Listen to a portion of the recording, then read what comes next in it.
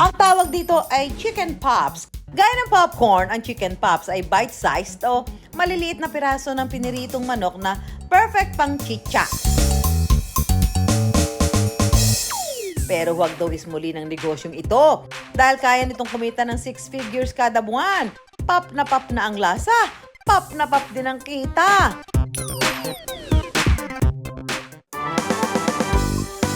Ang 22 anyos at college student na si Copper ang nakaisip ng negosyong ito.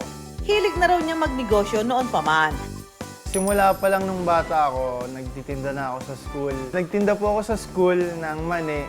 Basketball player po ako noon. Hindi ko po akalain na aasarin po nila ako. Tinawag po nila akong mani for 3 points. Sinabi ko lang po sa sarili ko na laban lang as long as wala kang ginagawang masama. And as long as gusto mo yung ginagawa mo. Nasubukan na rin niya magtinda ng karne, gulay at itlog. At kung ano-ano pang pwede mapagkakitaan. Ang interes ni Copper sa pagnenegosyo lalo pang lumago. Nagbunga mula rito ang kanyang food business na Myco 2.0.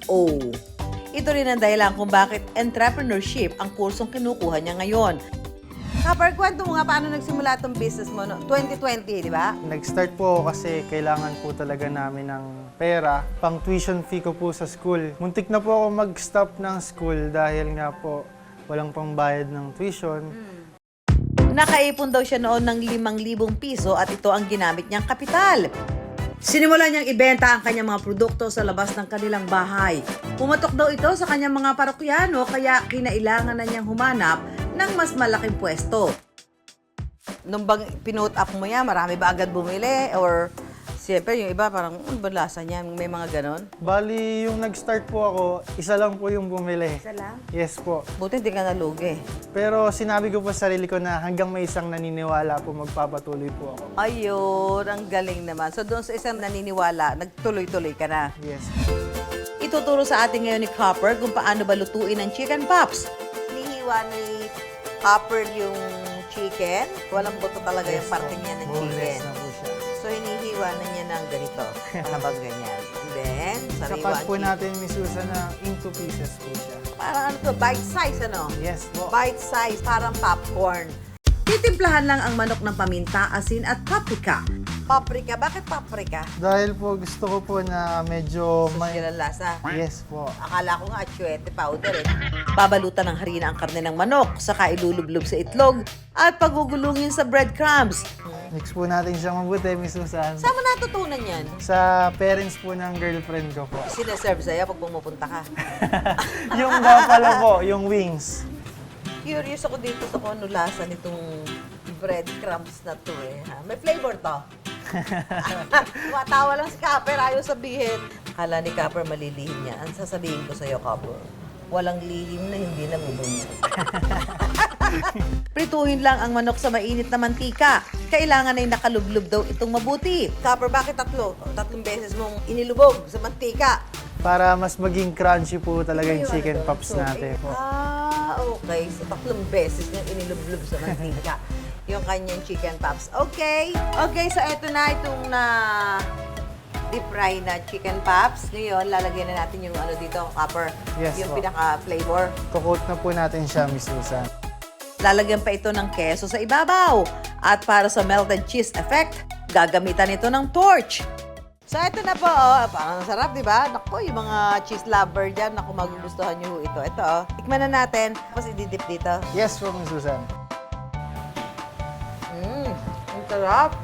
Kasi yung cheese, lasang-lasa. At may anghang. Ito yung paprika. Yes po. Lasang-lasa, ang sarap. Ang sarap din ng ano mo, dip. Mas try talaga to. Nasa bahay ka, nakaupo ka. Ubus mo nga naman to. Kakaiba ho lasa niya. Believe me. Kailangan matikman nyo to.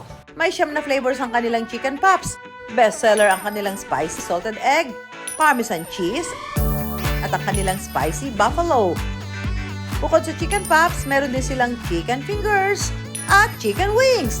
Lahat ng ito perfect na kapare sa kanilang fried rice. Isa pa sa pinipilahan ng kanyang mga suki ang kanilang ice crumble. Aminado si Copper na hindi biro ang pagsabayin ang pagninegosyo at pag-aaral. Paano mo napapagsabayan? Meron kang ganito minamanage na business at the same time nag-aaral ka, hindi ba mahirap? Talagang time management po. Overnight, Talagang 3 hours, 4 hours lang po tayo natutulog. Namamalengke tayo, alas 3 ng madaling araw. Wow! Hindi po safe, pero talagang Kailangan mong gawin. po lumaban po eh. Kailangan ikaw muna lahat gagawa nun eh. No? Yes po.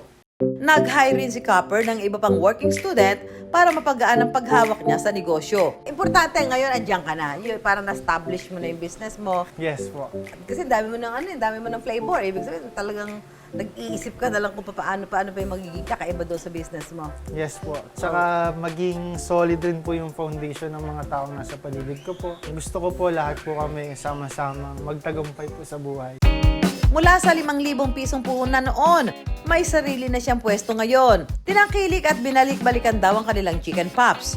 Sobrang fulfilling po ng pakiramdam dahil dati nagsisimula ka pa lang, walang naniniwala sa'yo. Dati inaalok mo lang, hindi ka pinapansin. Nag-start po ako ng 5,000 capital at ngayon po earning 6 digits kada buwan po. Nakakatulong po ako sa parents ko dahil ako po yung nagbabayad ng tuition fee ko po. Yung pang-araw-araw na pagkain rin po, pangbayad ng kuryente, tubig. Talagang hindi na po ako humingi ng tulong sa parents ko po.